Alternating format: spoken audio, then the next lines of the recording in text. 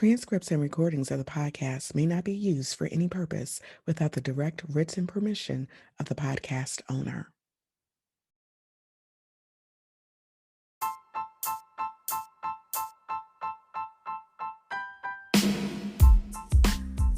Welcome to LITE It Up, a podcast about resilient women balancing motherhood, their careers, personal lives, and all of the challenges that come along with being a superwoman. Each week, you'll be motivated to take action to lead, inspire, transform, and empower. Now, here's your host, Dr. Aginah Musherah. Hey everybody, welcome to a new episode of LITE It Up. I am your host, Dr. Aginah Musherah. I am so excited about this week's episode because I have a very interesting guest. I always try to find individuals who are going to have something powerful to share with my audience, and I think I've been successful this week. My guest is Mr. Algenoy Alexander, who is an award-winning motivational speaker, trainer, and peak performance consultant, who has made it his life's work to build the capacity of communities and organizations to create and sustain cultures that embrace diversity, building trusting relationships, and maximize performance through implementing restorative practices. That was a mouthful. But welcome to LITE It Up, Algenoy. How are you? I'm excellent. I'm excited about being here. I've been looking forward to this conversation. So I have so many questions that I'd like to ask. I'm not going to jump right into the questions. I want to give you an opportunity to tell my audience a little bit about yourself. Mention that you were a motivational speaker and trainer, but I'm sure that there's so much more to Algenoy. I'd really love to learn how you decided to enter into this field of being a speaker, trainer, performance consultant, and what all of that means. So It's always an interesting question, how I got into the field. I would say that I got into the field attempting to figure out what deficits that I had for myself, and then figuring out ways to plug those holes. I was a person that didn't necessarily have his father in his life. I was initially raised on the west side of Chicago in an area called K-Town. What? Yeah, an area called K-Town right off of Costner. Yeah. And then I moved to an area called Little Village. Mm-hmm. I moved to an area called Inglewood. Oh. Then I moved to an area that they call the Wild Hunters. And throughout all of those areas, I saw a lot of the same things. I saw individuals who wanted more, but they didn't necessarily have the know-how to attach to the desire so that they could get better outcomes. And my curiosity, I was always curious. I read everything I saw, and I was always interested. And because I got into hip-hop at such an early age, hip-hop was a huge influencer for me. So there were certain things that I heard that kind of sparked and inspired me to be a lifelong learner. I still remember KRS once said, "I don't eat chicken or hamburger because that's suicide, self-murder." So what did that do? It caused me to look into eating foods and looking into my holistic health. So I started relatively young, adjusting my diet. I remember listening to Nas. I remember listening to Public Enemy. I remember at one point, there's a rapper by the name of Black Thought. He said that I'm a neuro-linguistic rap hypnotist. So I was like, neuro-linguistic rap hypnotist. So then I looked up neuro-linguistics, and that sent me down a rabbit hole of studying and studying and studying. That path took me to college, where I started doing my own seminars called Knowledge of Self, the series at Northern Illinois University. Immediately upon graduating, I started my own leadership development company called WiseWorks, where I've spoken to over 200,000 individuals over the last couple of decades. So I would just say that my path was really chosen based upon my desire for information for myself. Mm-hmm. And that whatever I learn for myself, I have a desire to teach others. So that really fuels me. Wow. So you touched on a few things here. First of all, the West Side K-Town connection. I'm a South Sider, grew up in Inglewood, but my parents, when they moved to Chicago, they met here in Chicago, but that's where they resided, was on the West Side. K-Town. So familiar with that. It actually makes sense based upon our previous conversation. That Right. makes sense. Right. Yep. And then they moved from the West Side to Inglewood. What I find interesting, and I want to ask you about this, WiseWorks. How did you come up with that name and the knowledge of self seminars? What was the premise behind that? I started the Knowledge of Self seminars when I first went to college. Like I said, I was hip hop, and because I was into hip hop so much, that kind of introduced the gateway to Pan Africanism. Studying myself, I remember when I was younger, you would see the African medallions, you would see the Malcolm X hats, and because I was so interested in the Malcolm X hats, I started studying Islam, and that connected me to Pan Africanism. And I started seeing the more and more I studied my culture, the more pride I had in myself. So once I got to NIU, Northern Illinois University, some of the challenges that I saw in terms of the Black community working together, some of the deficits that I saw, I felt like Pan-Africanism, knowledge of self, studying our history was really an answer to that. So I partnered with one of the professors there, Dr. James Brunson, and literally once a month we would do a subject that related to the community, whether it was natural hair, what are our standards of beauty, what is community activism, right? What should we be doing for our community? How do we create standards? And I did all of this because one, I did it for myself because I was a lifelong learner. I was always challenging myself to get better. But as soon as I did that for myself, I had a desire to share that with my community.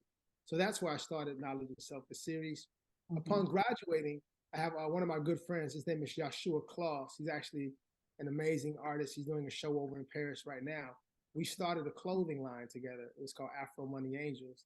And in order to house that clothing line, we came up with an idea to have a company. And we said, what are we about?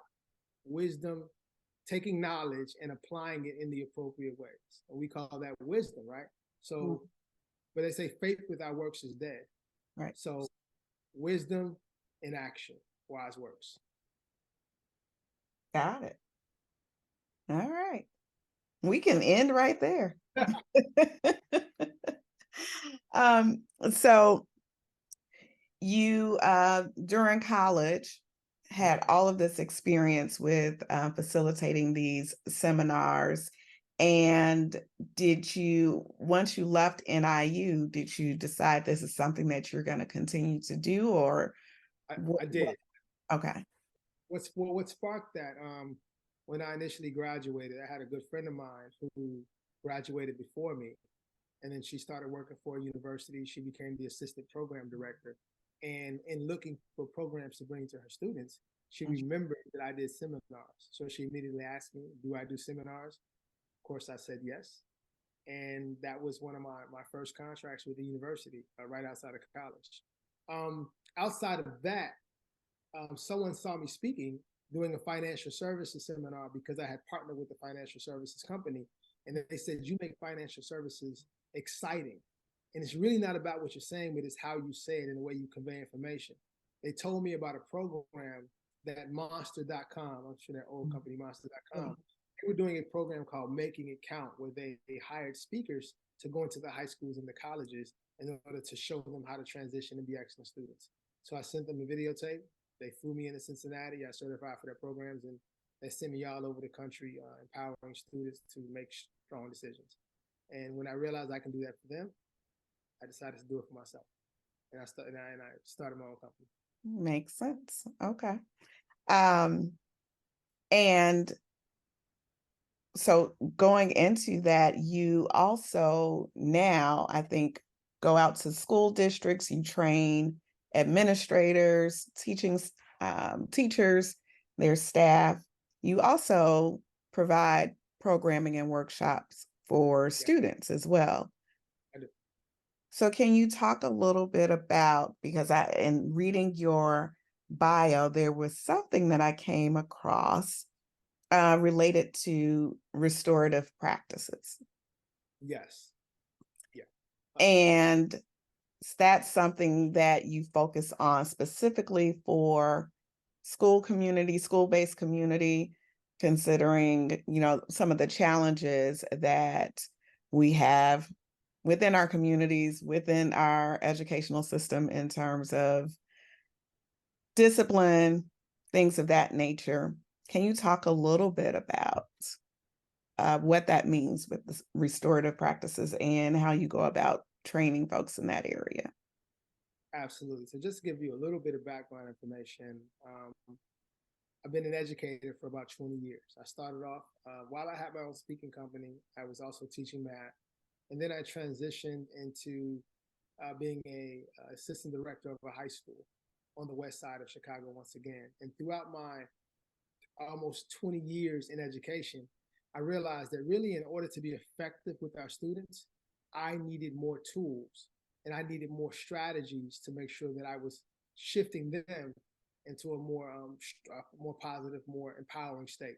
So in order to do that, I became trained in a lot of different technologies, a lot of different strategies. One in particular, Neuro Linguistic programming.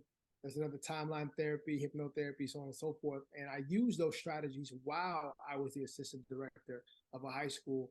And I got some really great results of building rapport with my students. So upon making my transition, I realized that restorative practices or the techniques that I was using is something that every community needs, whether it's a high school, whether it's a college, whether it's a corporation. Every organization needs restorative practices. Restorative practices is essentially creating and sustaining communities of respect through trusting relationships, responsibility, and repairing harm whenever it happens. And I think that last piece is really critical, repairing harm wherever it happens. And I think that's something that our community really, really needed. And because of that, when I started doing consulting work for the various school districts in the area, they just took to it. And it's more so because of my approach. I took all my trainings from neurolinguistic programming, timeline therapy, hypnotherapy, all of the things that really made me effective working with the youth. And I turned it into strategies that I could make transferable over to administration, students, as well as parents. One thing that I often talk about is we have expectations of our community. We have expectations of our teachers. We have expectations of our parents. But when you have expectations, you want to make sure that you're building their capacity to actually meet it. So if I'm going to expect our educators to try to reduce the school to prison pipeline, if I want to expect our parents to know how to build up excellent scholars, if I'm going to expect our students to make more empowering decisions, then someone has to do something in order to build their capacity to do so. And my company and myself have taken on the task of building up their capacity to make strong decisions, repair communities through trusting relationships, but more importantly, repairing harm wherever it happens. Now, explain neuro-linguistic programming. I mean, obviously, I can figure out what it means, but for those of us who may not know, what exactly does that mean? What's the training that is involved, and why is it important? Well, I would say the people that you probably never heard of neurolinguistic programming, but you know of a lot of people who utilize the technology who are trained in it, from Oprah to Barack Obama to Tony Blair to Bill Clinton. A lot of the individuals who are really influential and who know how to communicate in a way that gets people to take action. A lot of them are trained in neurolinguistic programming. So it's neuro, obviously, the mind. Linguistic is language. Programming is specific steps to ensure specific outcomes. So utilizing the language of the mind in order to produce excellent results. When I think about NLP, it's something that I truly believe in, and it's something that I can use in any area. I can take someone, observe them, figure out how they're getting the results that they're getting. So if they're getting excellent results, then by observing them, using sensory acuity, observing the things that they're doing excellent, I can turn that into a process and then incorporate that as well as teach others. But it also works in reverse. I've coached a lot of C-level executives. I've coached for a lot of different companies. And one thing that I'm really good at is identifying why a person is not achieving their goals. So the first thing that I'm listening for, through listening to their language, what are their limiting beliefs? What are their limiting actions that's determining their outcomes? And then once I'm able to identify the limiting beliefs, the limiting actions, the limiting emotions through coaching and using a lot of different therapeutic processes, we identify and eliminate those limiting beliefs, actions, and results, so that now they're fueled in order to move towards their compelling future that I know that they deserve.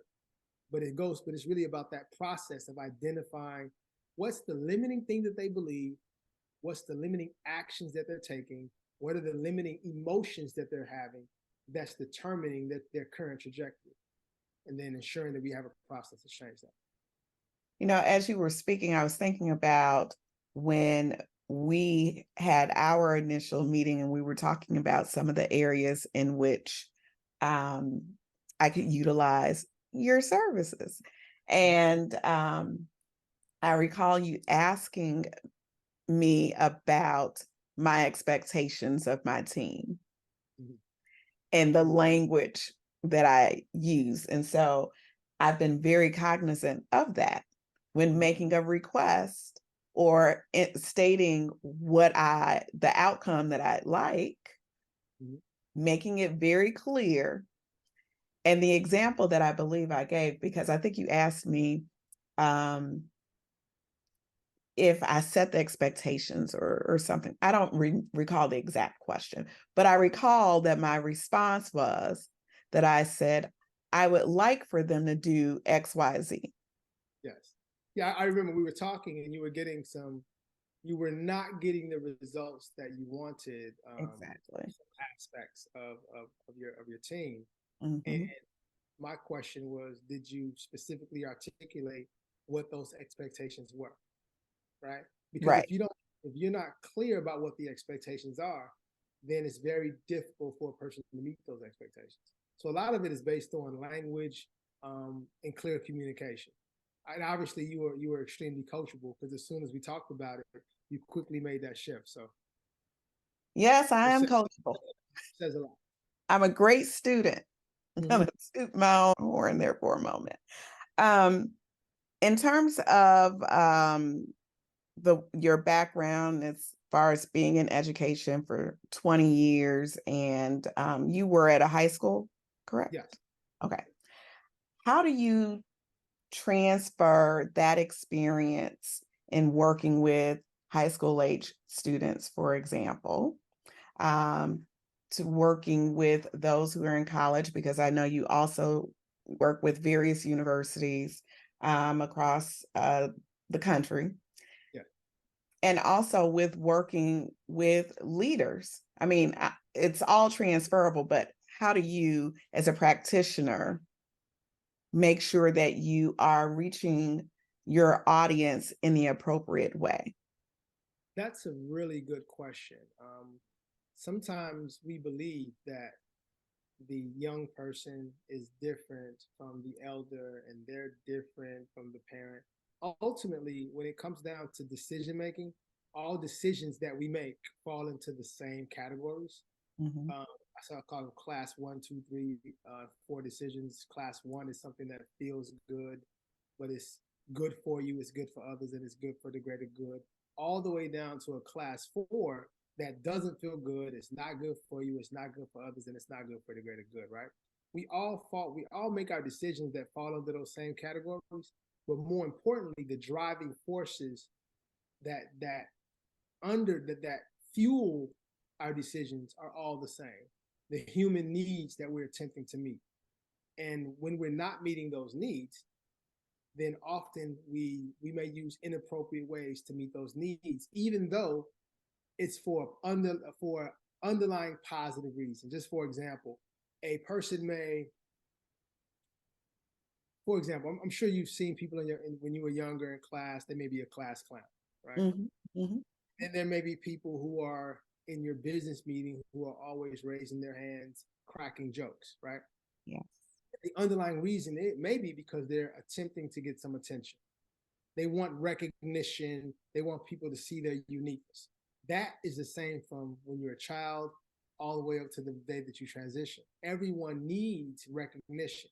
The only question is, are you going to meet the need for recognition in an appropriate or an inappropriate way, right?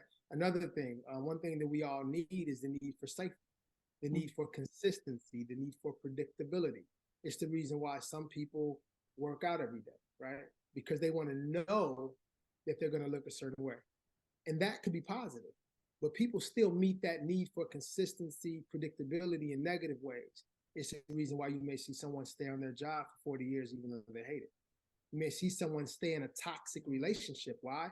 Because the devil that they know is better than the one that they don't. So they rather stay in that same relationship, right? So until you raise their awareness around why they're making that decision, you're not giving them options, right? So raise their consciousness around why they're doing it. Now you're giving them more options on how to meet that need in more constructive, more appropriate ways.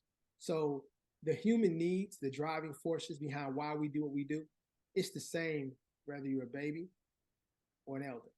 And that's why those core values are transferable to all those areas. We're all driving off of the same things. Mm-hmm. So what are the different types of workshops that you facilitate specifically for students? It's really wide ranging, to be honest with you. I like to consider myself a person that customizes, speaking to the particular school and identifying specifically what they're looking for. But I will say some of the general workshops that I work on is social emotional learning, career readiness, leadership, and all the areas centered around how to take yourself from the A where you are now to the Z where you perceive yourself to be. That could be conflict resolution. So it shows up in a wide variety of ways. But anything that impacts the mind of a young person, I have a workshop tailor-made for them.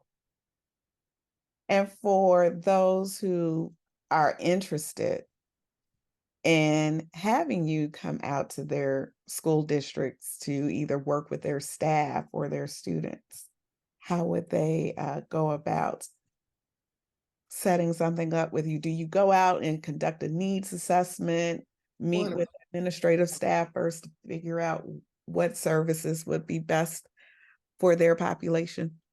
I say the easiest way is to reach out to me through email, algenoy@gmail.com, ALGENOY@gmail.com. And then what we would do is we would set up some time to have a conversation so we can figure out exactly what it is, what are the challenges that you're having, what goals that you're attempting to have, so that I can assist you in that process. So send me an email. We'll set up a time for us to actually talk and dialogue, and then we'll make sure those goals get achieved. All right. Something that I just thought about, it just crossed my mind there. I was thinking about is our paths actually crossed probably about a year ago. I heard you speak at a scholarship reception or ceremony, because my son was a recipient of a $10,000 scholarship, which helped me out tremendously. Very impressive young man. And I remember being just absolutely amazed by your talk, because it was very engaging. I mean, the population of the audience was consistent of young adults, their parents, but it seemed like you reached everyone in that audience. That was very deliberate and intentional on my part. Whenever I'm putting a keynote together, especially when we're recognizing someone, I think the thing that a person really wants to hear, they want to hear their story inside of your message. And I think as opposed to coming with a cookie cutter approach, I made sure that I asked about every individual student to make sure that if they heard my speech, they would hear something about themselves. So I don't take a cookie cutter approach when it comes to delivering a keynote. When it comes to a workshop, I don't take a cookie cutter approach. I make sure that, like you said, I do a needs assessment and figure out exactly what population I'm speaking to, so that when we both walk away from that message, we're both feeling empowered. That's great to know, because I think it is very important for you to reach your audience. I've had opportunities to speak, and I've found that when you share a piece of yourself, how you came to a certain, position in life, whether it was an area of conflict and you were able to overcome that conflict, there's going to be someone who can relate to your story. And transparency, I think, is very important with a little bit of discretion. We don't have to be too transparent. But when you are preparing for keynotes or workshops and facilitating workshops, do you have a specific method in which you're preparing for each one of these activities? Is there some type of routine that you go through? I have a little secret sauce for sure. Okay. Absolutely. Okay. One thing that I do, once again, once I have a conversation with the person or company that's bringing me in, and I am a spiritual person, and I do have my spiritual practices. I meditate. I do a lot of meditation, and often when I meditate on the subject, that's when I receive what we call downloads. Mm-hmm. What's going to be the thing that is going to give the most impact. And I'm a pretty confident person, but I am humble to the fact that all of the ideas that come out of me, sometimes they come through me, and they're not necessarily my own. So I'll say that that's a very important part of my process. Really downloading, listening, meditating, so I can listen, so I can get that really unique message that I know someone's going to be impacted by. So that's really important to me. So that's part of my secret sauce. Not the secret sauce. Thank you for sharing that. I don't want you to give away too much of your secret sauce now. Okay. For the parent, and I'm just looking at some of the areas in which you provide support to individuals. There's the focusing on the achievement gap, wellness, culture and climate, and then parent and family engagement. Now, parent and family engagement is something that is very important to me, because I believe there has to be a partnership between parents and the educational system. What's your, I guess, what type of workshops do you facilitate to help parents understand the importance of becoming engaged? Oftentimes, parents don't know how to engage appropriately or to even advocate for their children. Do you help parents in this area? Because that's very, very important. I do. I'm a parent myself. So I'm a parent I have two children. I have a 20-year-old who is currently a chemical engineering major at the University of Illinois. And I also have a 10-year-old who's in private school. So you see, obviously there's a gap. But one thing I can definitely tell you is neither one of them came with a parenting manual, right? So in order for me to be the best parent that I could be, I had to do research, I had to study, I had to find other parents who I thought were successful, model some of their behaviors. And I think the thing that has made me successful thus far is really based upon three different areas. One is the mindset, understanding that I'm always lifelong learner. I'm always looking for ways to improve. I'm always looking for new strategies to implement with my children.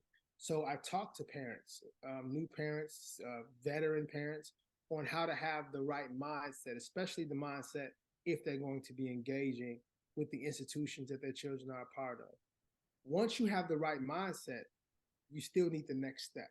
The next step is really having the appropriate language, being able to communicate your messages even when you're frustrated. So I talk about shifting a harmful language into more restorative languages. And I train students, administrators, teachers on the exact same thing so that we can all have common language. So that when a parent comes up to the school and it's a tough situation, they have the language to communicate to the administration. They have the language to communicate to the teachers. they also have the language to communicate with their young person, because wherever there's a lack of language, I'll show you a disconnect. So then there's the mindset, there's a language, but then there's also putting systems in place that maximize your parenting, maximize your student, maximize your relationship with the school that your children attend. So it's really focused on those three areas. And those are the three areas that I work with all stakeholders. I work with parents in those three areas. I work with the school in those three areas, and I work with students in those three areas. Do you ever, let's say you're at a school and you're working with those three populations, do you ever bring them together? Okay. Yeah, that's when we do like town hall meetings. Because I think that's important. I think it's important to work with them separately. Yes. Then bring them together so that they can hear each other's voices and ask each other questions. But ask each other questions in a way where now you're open to receiving the answer, right? Because it's important to know where the students are coming from, making sure that the administration knows where the parents are coming from. And I think that's important for that to happen at times, all in the same space. Okay. All right. And I assume, which I probably shouldn't assume, but do you work with both middle school, high schools, K through 12? I work with all over. Okay. Private, public, corporations, education. But I'm sorry. Let me be clear in my language. When it comes to working with students, staff, and parents. Yes. I would imagine that's K through 12 model. But let's say for college age students. It's for college as well. Okay. In fact, remember, I was doing a parent university for, I don't know if I should be naming the colleges here. Is that okay? Well, I did a parent university, for example, for UIC. Okay. They knew that they were bringing in their new students.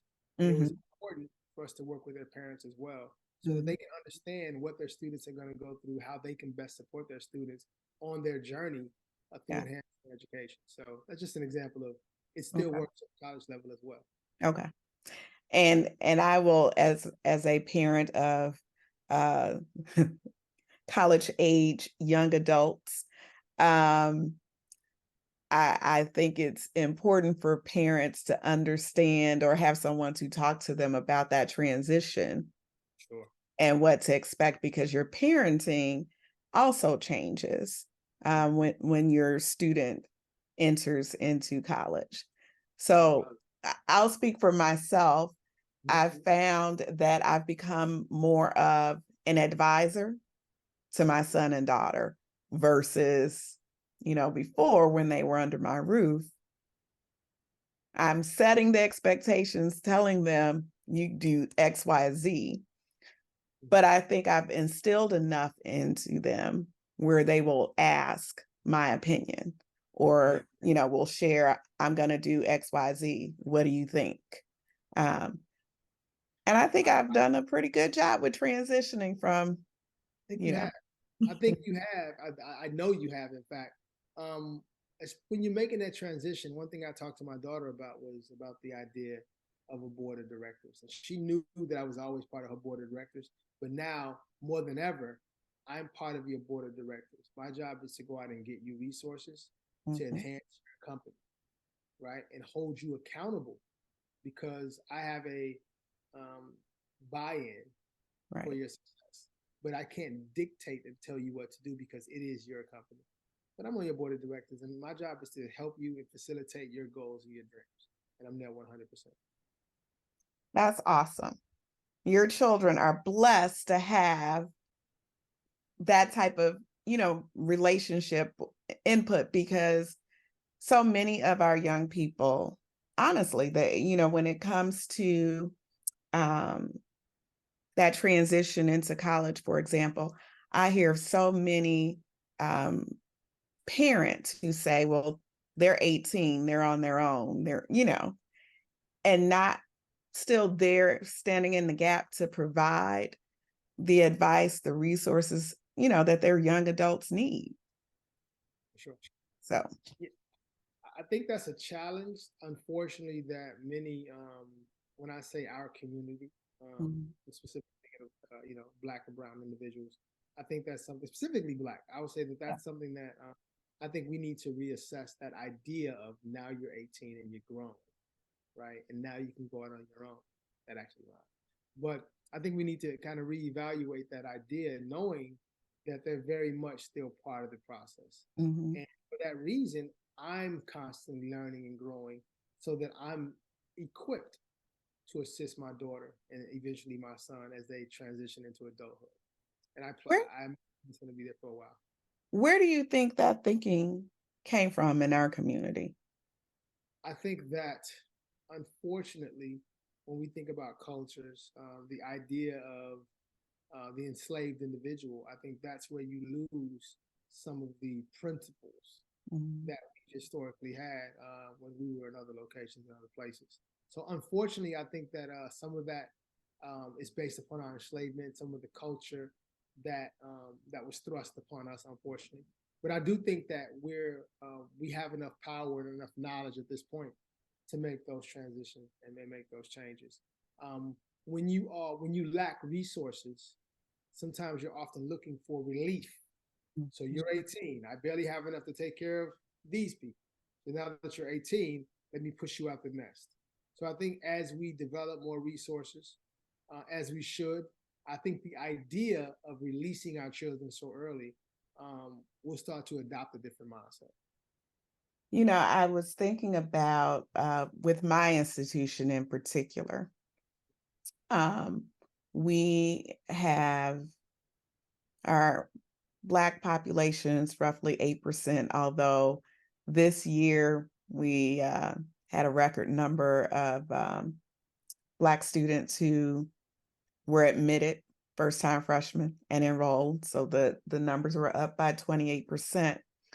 But I've had conversations in the past, just, over the last year, as I was going through this process with my own son and daughter of applying to college, and they applied to UIC. They applied to several state schools, but they made the decision to attend an HBCU in North Carolina. And I recall being asked, what can we do to get your son and daughter here at UIC? Well, the first was the financial aspect, because I have a set of twins. So financially, I've got to look at the big picture in terms of what am I going to have to expend for them to get their college degree. So that was number one. But I recall saying that in our community, we promote for our children to go away versus stay here, with UIC being known as a commuter campus. Right.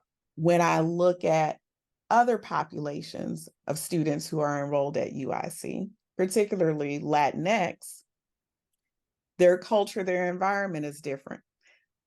You will have multiple members of families living together, whether it's in a multi-family home, right, where they're supportive of one another, et cetera.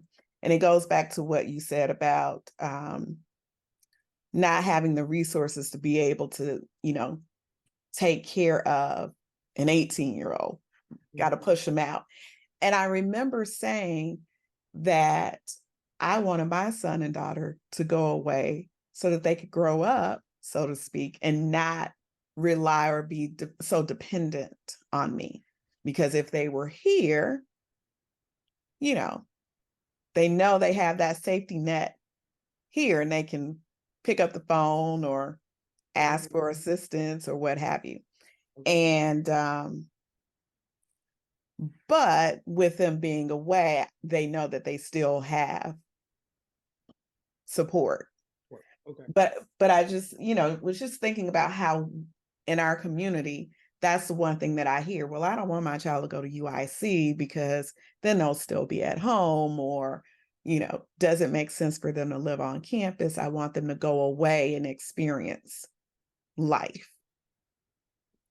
Yeah, I think that's a philosophy, and I think both of those can work.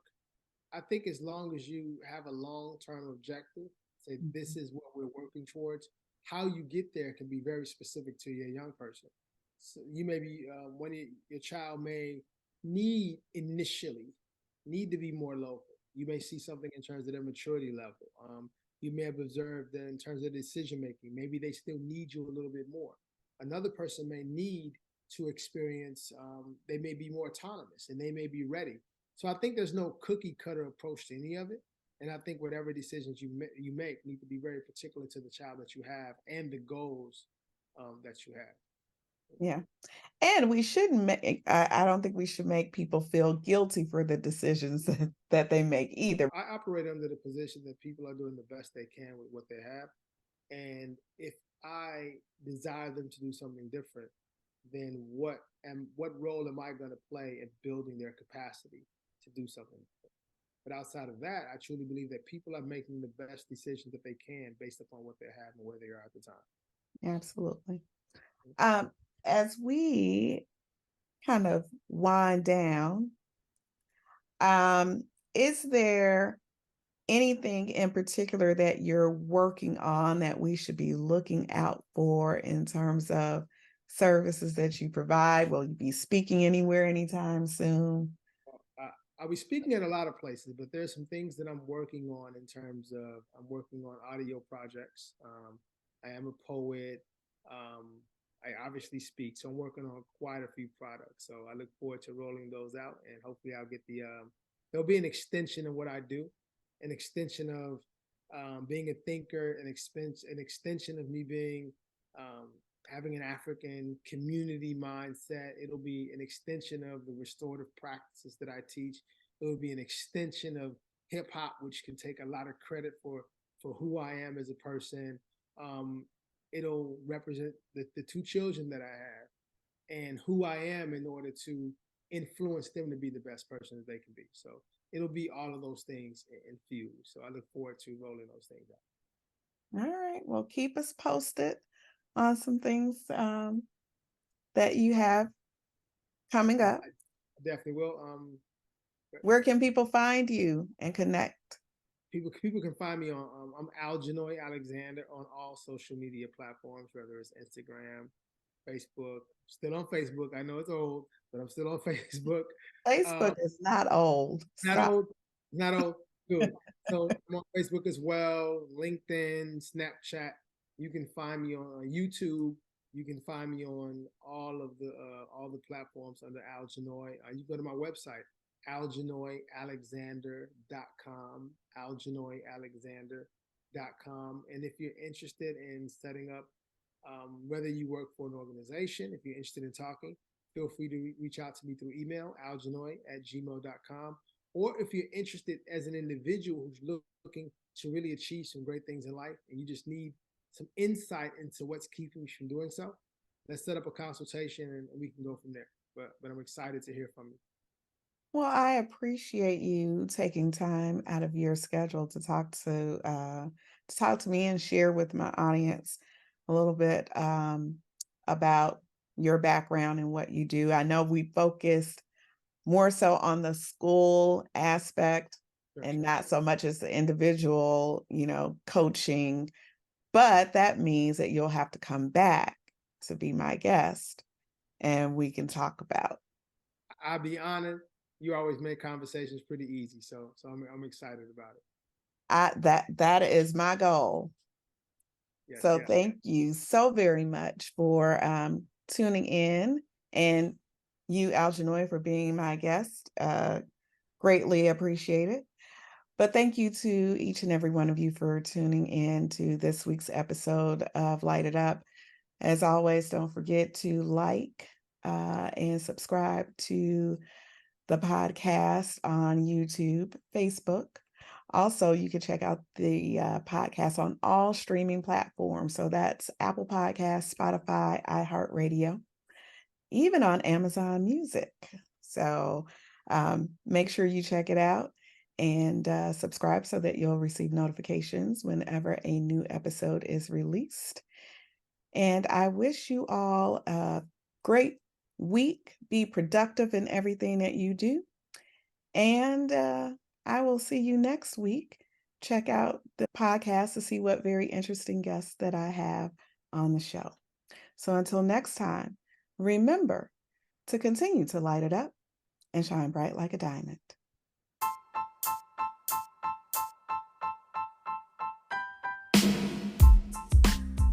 Thanks for joining me this week on Light It Up. Make sure you visit my website at www.lititeituppodcast.com or www.aginahmuhammad.com. You can also find me on social media using the handle @LITE IT UP Podcast. If you like what you've heard, please be sure to hit the subscribe button so you'll never miss a show. While you're at it, I'd appreciate a rating on iTunes, or you can simply tell a friend about the show. Be sure to tune in every Tuesday for a new episode. Until next time, light it up and shine bright like a diamond.